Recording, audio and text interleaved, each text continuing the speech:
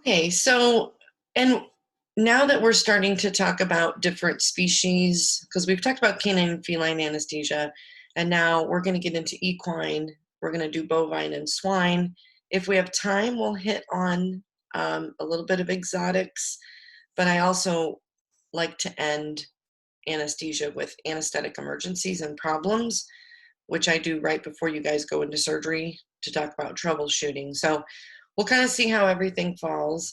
But when I point out, what's important is what is unique about the horse and anesthesia. Now, I'm always going to be talking about monitoring and drugs, but what's different about their physiology, what makes them challenging for anesthesia.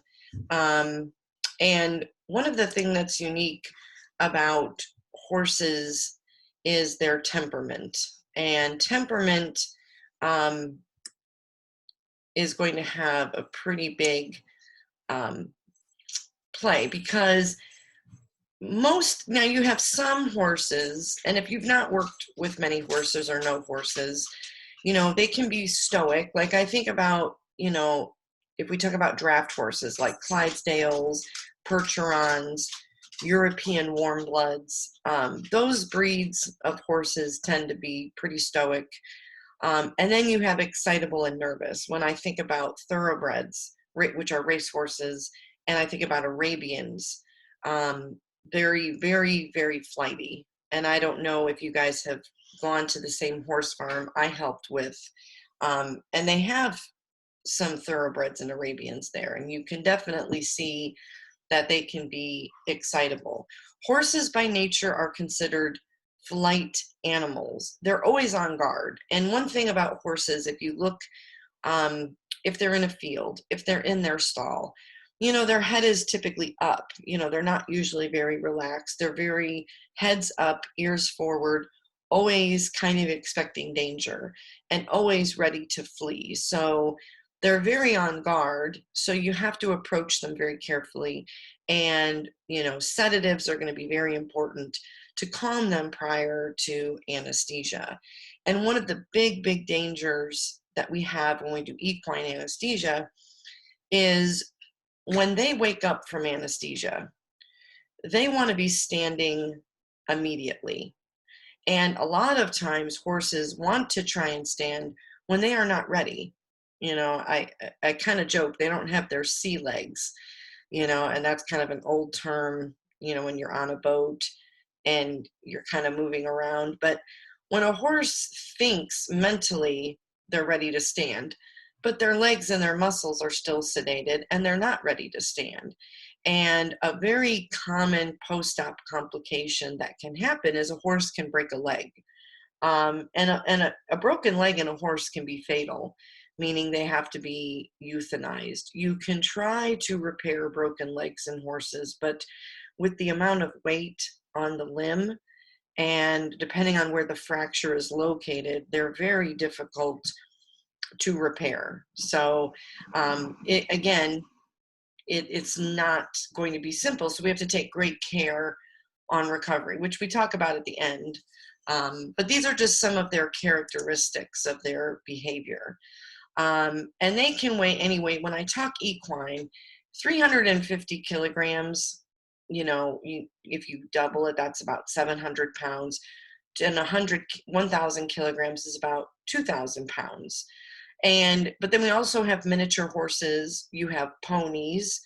We can also work with foals, baby horses.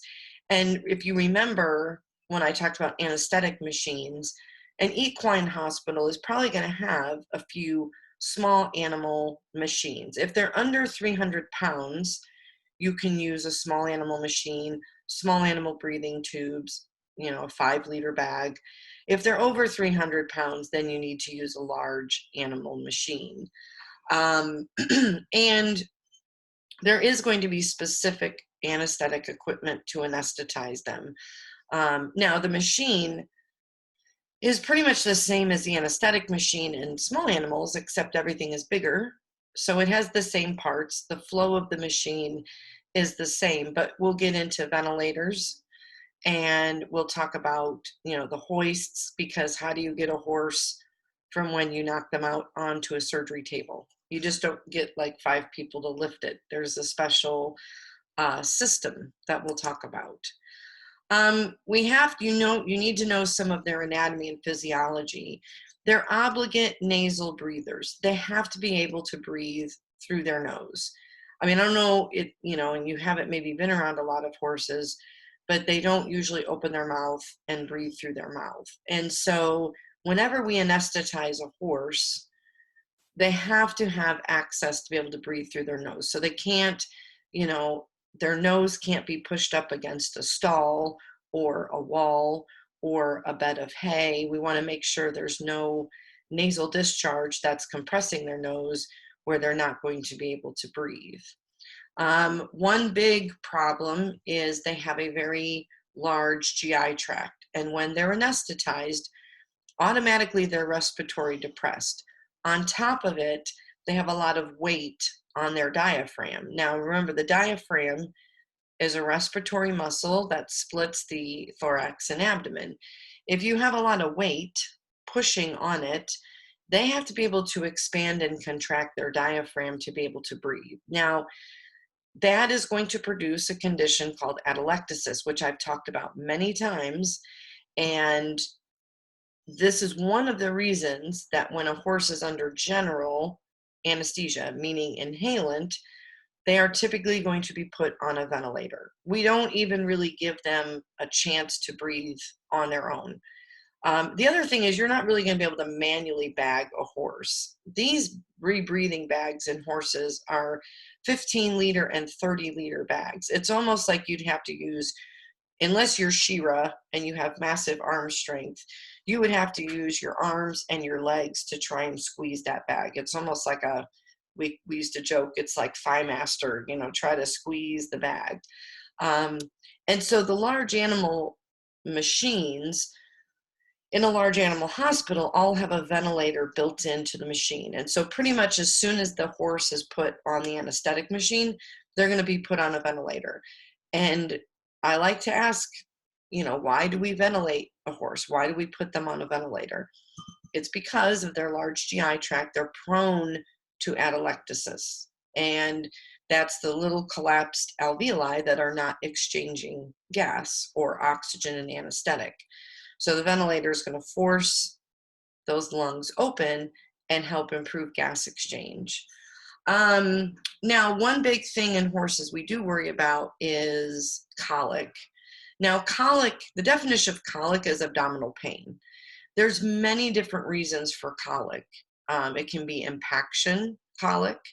It can be a gas colic. It can be torsion colic. So there's different reasons for colic, but what we worry about, peri-anesthetic, means any time around the anesthetic period, particularly intra-op and post-op, but anesthesia slows down the GI tract automatically. And so we have to worry and we have to look for signs of colic, because now, if you're doing surgery on a horse for colic, that's probably like the #1 equine surgical emergency that we did at Purdue. We had colic teams. So we would have teams on the weekend that could be called in just to operate on colics. So, but if you're operating on a horse that has a joint problem that we're doing like a joint scope, you still have to worry about colic, even though that's not the reason the horse is having anesthesia. It can still be a complication. And then these are key, is that horses are prone to what's called neuropathy and myopathy. Now, pathy means disease. So neuropathy can happen if you do not pad them well. A horse should never be laying on a hard surface without padding. Anytime, so horses have many peripheral nerves. If a horse is laying on its right leg, if they're in right lateral, and this leg is on a hard surface, and there's constant pressure on that nerve, potentially when they wake up, and that nerve has been compressed, it can be damaged. Now, the nerves control the functions of the muscles, and it can, it can lead to, maybe they're dropping their leg, they're lame, but we don't want to cause any stumbling, or we don't want to cause permanent nerve damage. Now, myopathy is also known as, let me type it here. Sorry.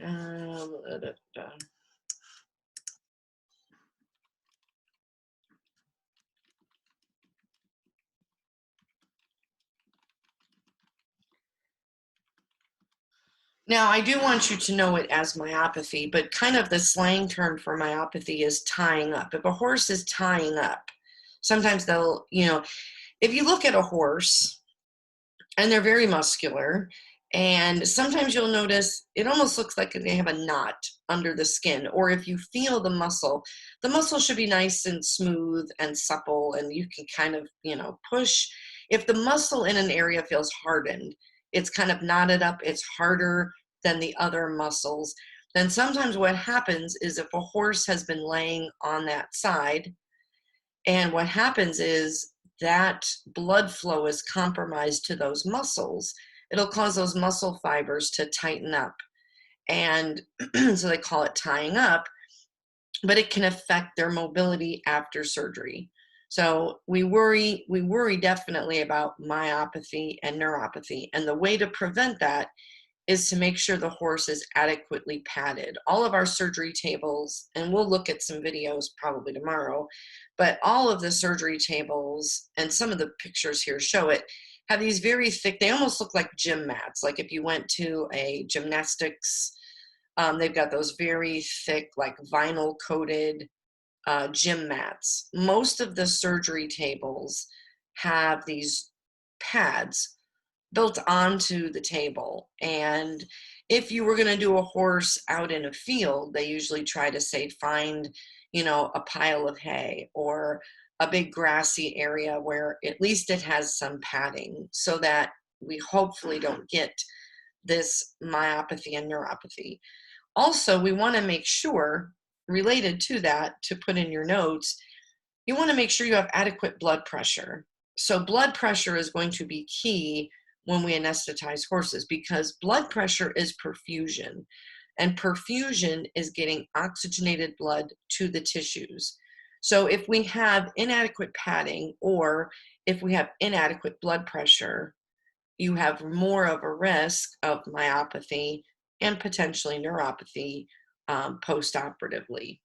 And again, that could be harmful to the horse. Now, there are some notes under here, but what I want to make a note of, there's two ways that we anesthetize horses. You can either have them under general anesthesia. So they're going to be, you give them an induction agent, you intubate them, they're on a table, a ventilator, they're on oxygen and inhalant. Or you're going to do what's called field anesthesia. And field anesthesia is also known as TIVA, or total intravenous anesthesia, because sometimes they can't get their horse to the clinic, or sometimes they can't get to the hospital. And not every procedure on a horse needs to be done under general anesthesia. So if we're talking about TIVA or sedated procedures, you might do that at the farm. Now, if you go out to the farm, I'm going to tell you right now, you're not taking an anesthesia machine, you're not rolling out a giant anesthesia machine and running oxygen and gas. You might have an emergency oxygen tank in case the horse wasn't breathing well. And that's usually just like a singular tank. You're not having a full anesthetic machine. If they need full general anesthesia, the horse needs to come to the hospital because they need all of this support. So let's talk about what are some things that can be done on a horse with just sedation. So if we're talking about, and when we talk about horses and cows, we usually refer to standing sedation.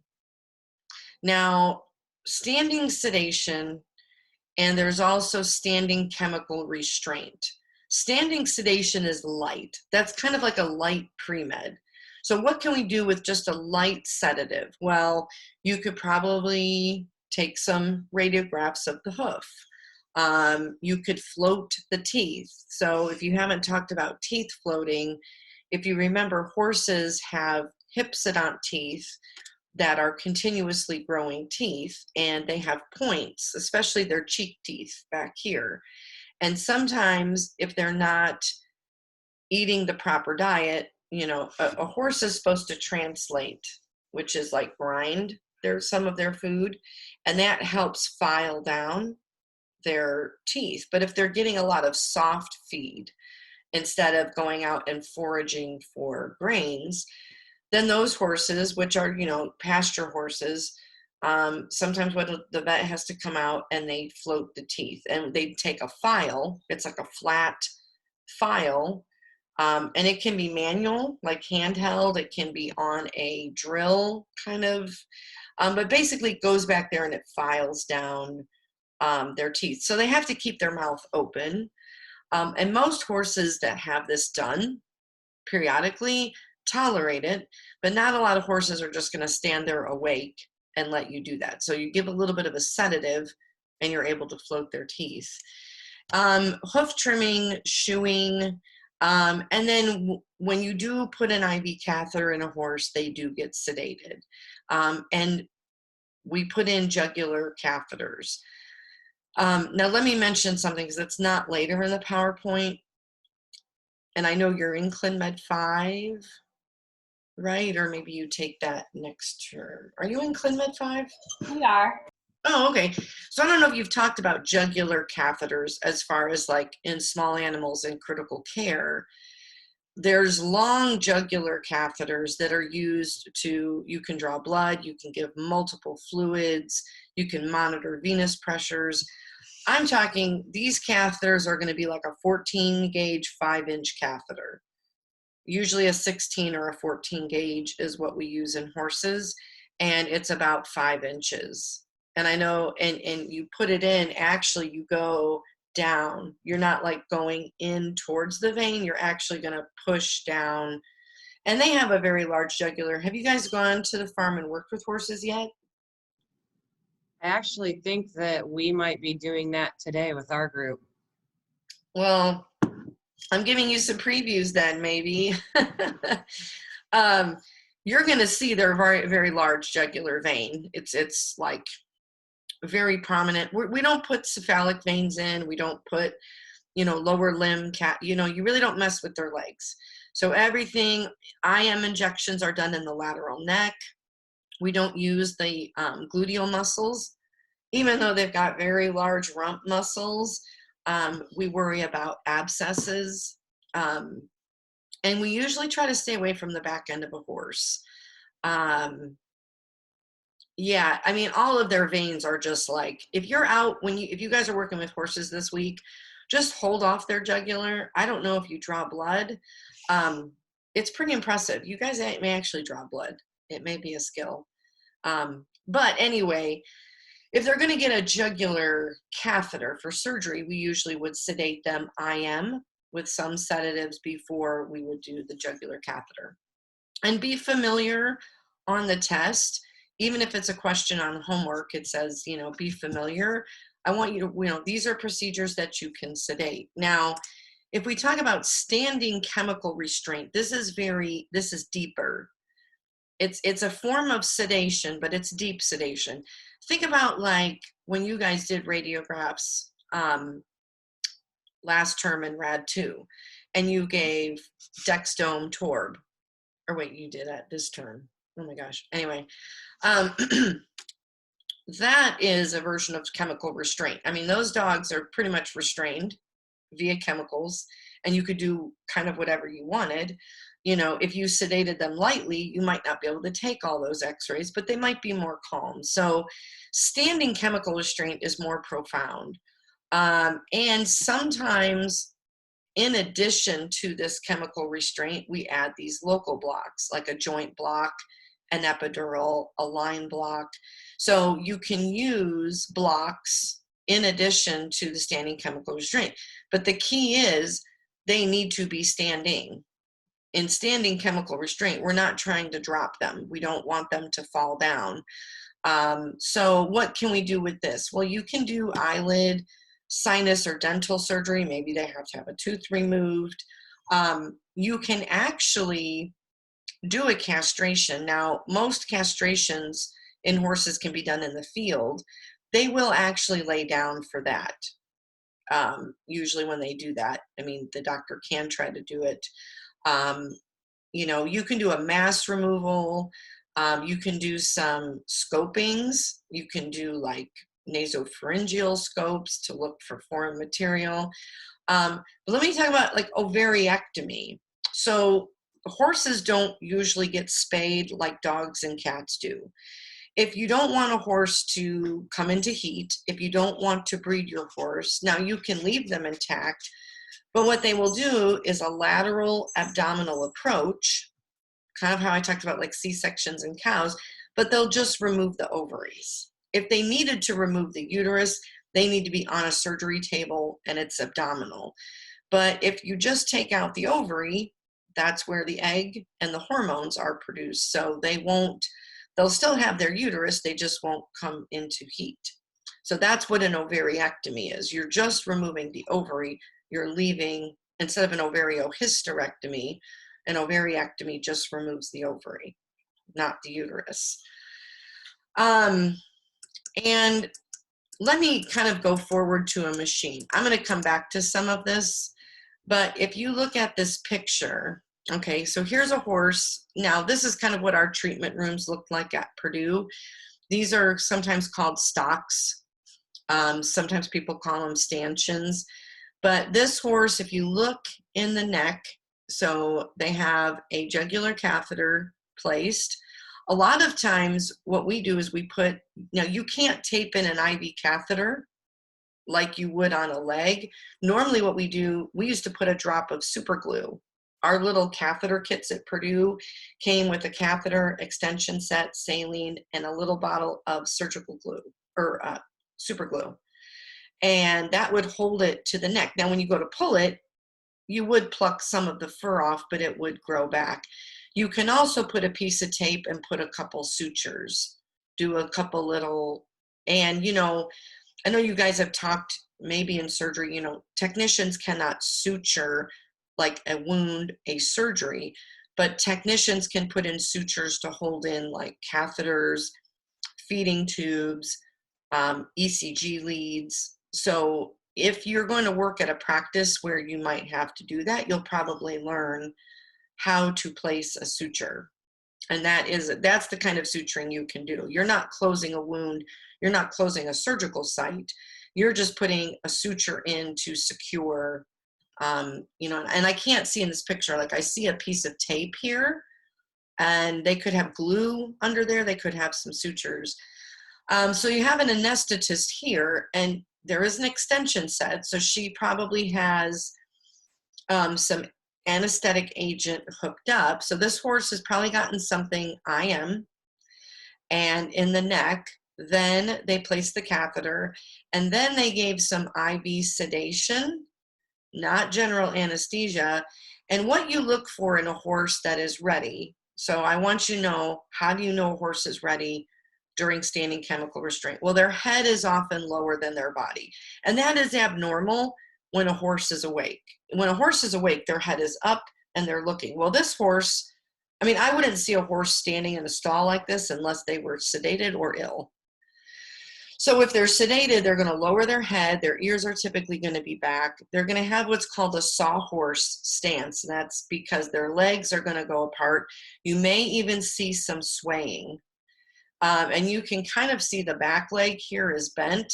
So they may kind of be like leaning to one side or the other.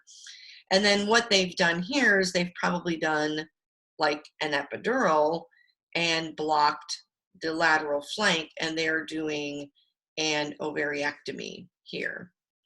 So, and what they've done here, sometimes you have to MacGyver things, is they've taken a trash can and put a towel so the horse has something to rest its head on. So some type of platform.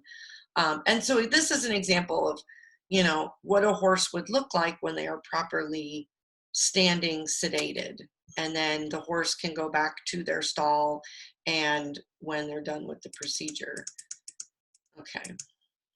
So when we go to choose a protocol, which is very similar to everything we've talked about in every other case, is you look at their minimum database. So their history, their physical exam, and any lab work.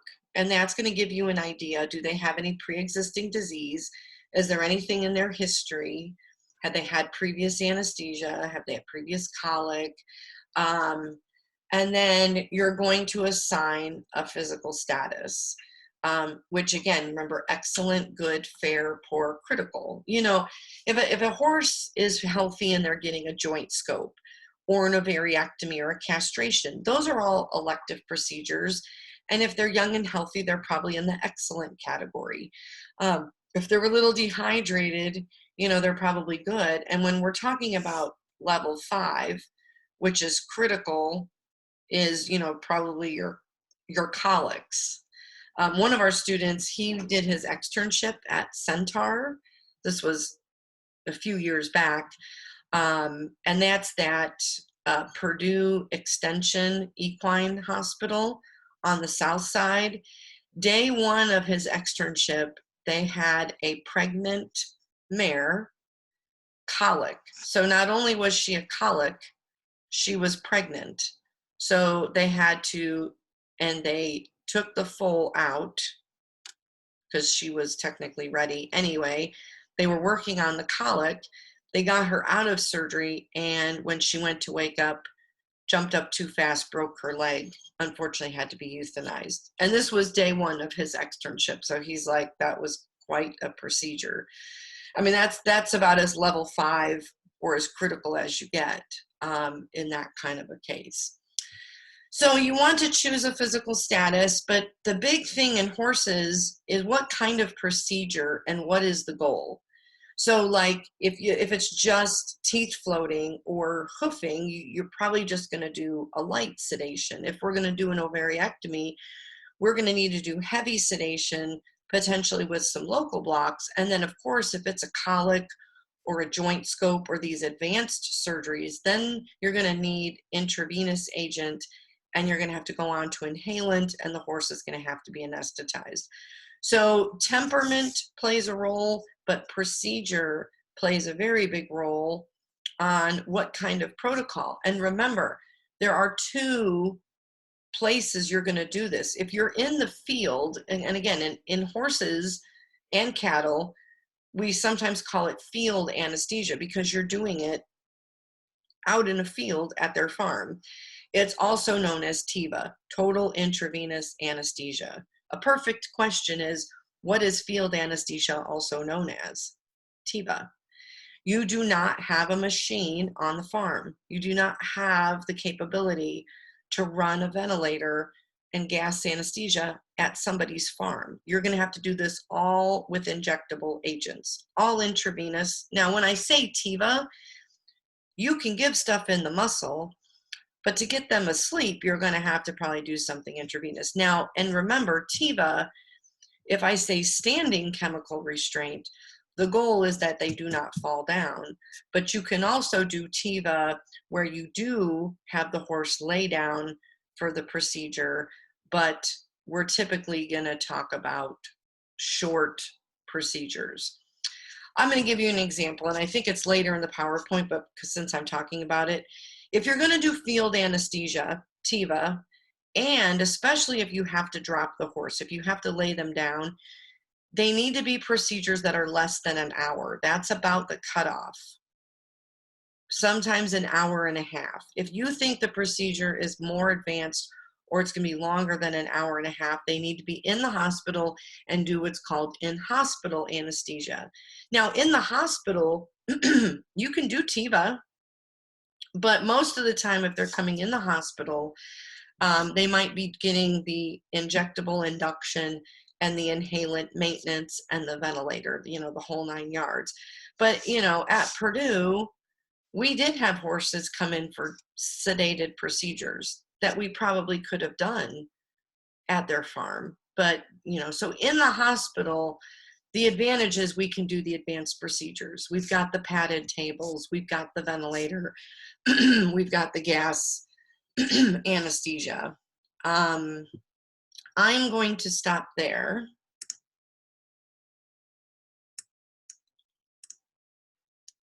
Do you have any questions? I had one question.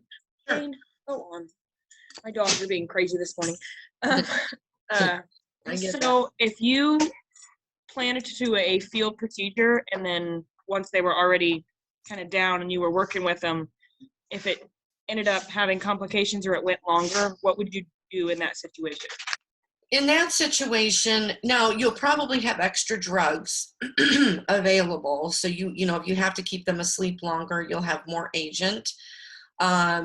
You may want to try to move them, you know, like if they were laying in one position, you know, you try to get them on hay, or you might take like portable pads with you.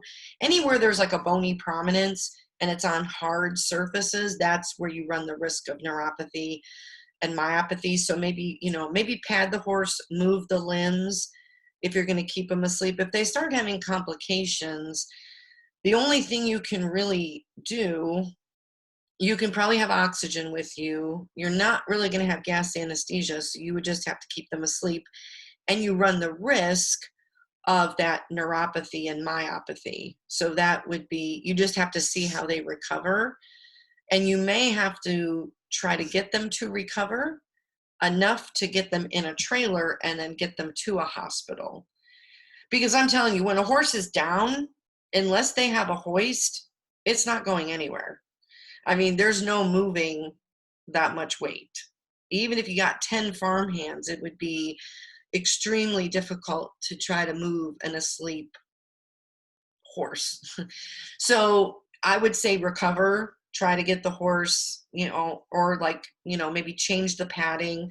If a dog or if a horse is laying in one spot, maybe try to like put some padding and shift the weight, make sure, you know, and you can run IV fluids out at the farm. So if you know, maybe you have a little portable blood pressure machine, because the longer they're down and if they don't have good blood pressure, you have a higher risk of that myopathy and neuropathy.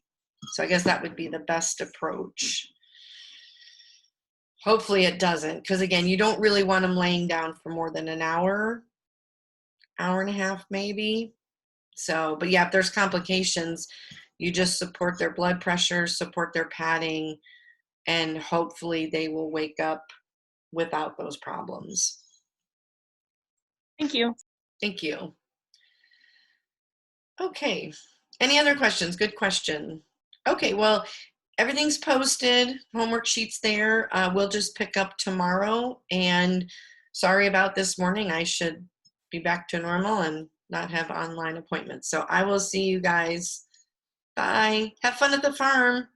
Bye. Thank Bye. you. Bye.